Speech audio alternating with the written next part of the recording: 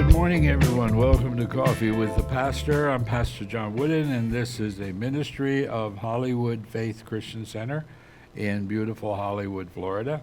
We welcome you this morning.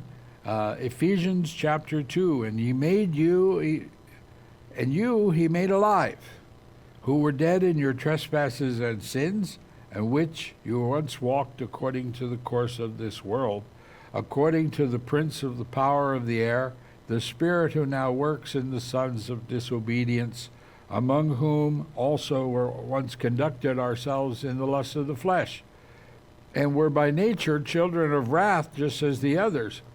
But God, I love this, but God, who is rich in mercy because of his great love with which he loved us, even when we were dead in trespasses, alive together with Christ. And let us sit together in heavenly places in Christ Jesus, that in the age to come he might show the exceeding riches of his grace in his kindness toward us in Christ Jesus. But God, we might have been taken out, but God, my life would have been different, but God, the last thing I wanted to be was a pastor, but God had a different plan. I mean, let's look, for instance, at the life of Joseph. I loved Joseph. He's a great character. He's a snotty little kid that is lording over his brother because his father had given him a coat of many colors and he was his favorite son. And they decide they're going to sell Joseph into slavery, and they do.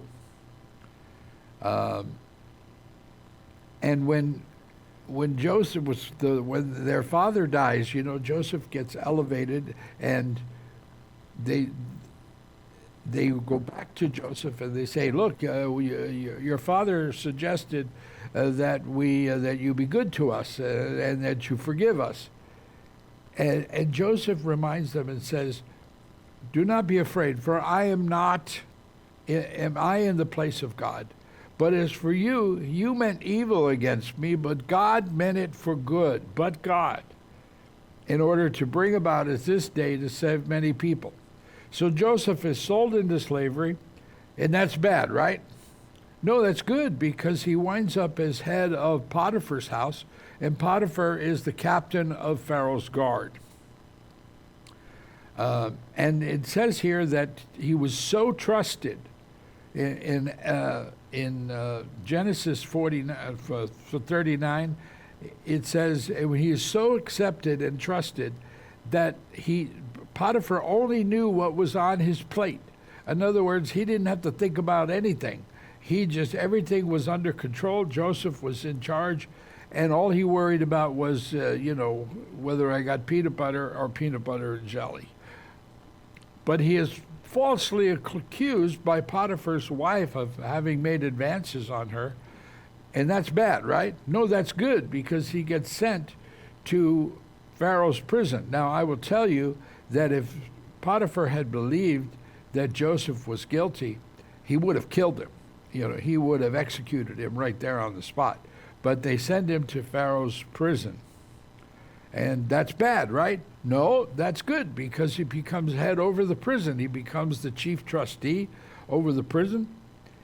And he meets the butler and the baker from Pharaoh's court and correctly interprets their dreams. The baker is executed, and the butler is restored. Now, it's interesting, because Joseph then now takes matters into his own hands, which he had always been the favor of God. "But remember me when it is well with you, and please show me kindness to me. Make mention of me to Pharaoh, and get me out of this place, because blah, blah, I was stolen away, and I had all these problems, and I've done nothing wrong, and And God puts him around sends him around the mountain again, and he says 2 full years the butler forgot Joseph, until Pharaoh had a dream that he couldn't interpret and no one could. And then the butler remembers there's this guy in prison who correctly can interpret dreams, and they bring him before Pharaoh, of course. That's bad, but it's good, because Pharaoh has a dream. And now he gets brought before Pharaoh and correctly interprets the dream and has a strategy to enable Egypt to continue to prosper. And Pharaoh appoints Joseph as prime minister over all of Egypt. Sometimes got to remember that the things that have happened to you has placed you to be, helped place you to be exactly where you're supposed to be today.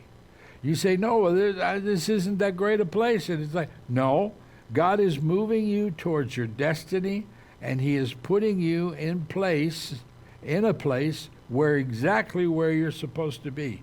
Many people get itchy and want to move all the time, and it's like, no, you are exactly where you're supposed to be, and God has orchestrated from the time you began to this day. God has orchestrated that you are going to be in the right place at the right time. God bless you guys. See you again.